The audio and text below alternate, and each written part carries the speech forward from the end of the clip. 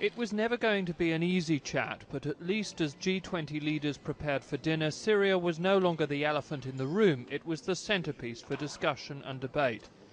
On the key question of proposed military action, David Cameron has no hand left to play, but made a decent fist of not looking too deflated.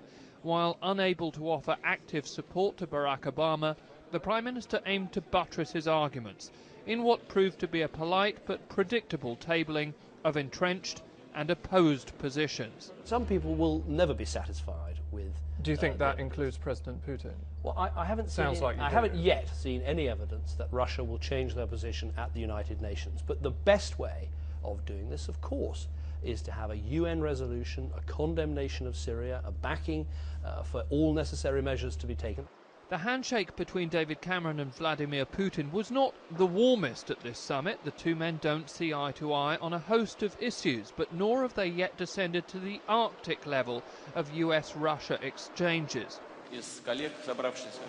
However, remarks attributed to Vladimir Putin's spokesman threatened to throw a bit of a spanner into the works. It's said that Dmitry Peskov described Britain as just a small island. No one pays any attention to them.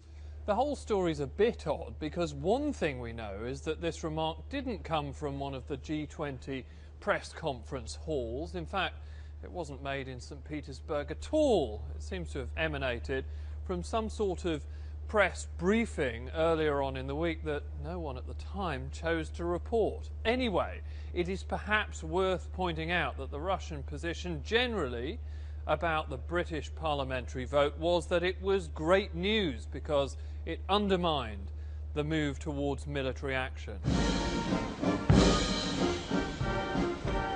The hosts pulled out all the stops with a sound and light show stretching into the small hours. After this spectacle, the Russian president found time to meet David Cameron, who once helped to facilitate humanitarian aid in Syria. You'd hope to be able to forge agreement on such a pressing subject, but given the divisions at the top table, it might be wise not to bet on it.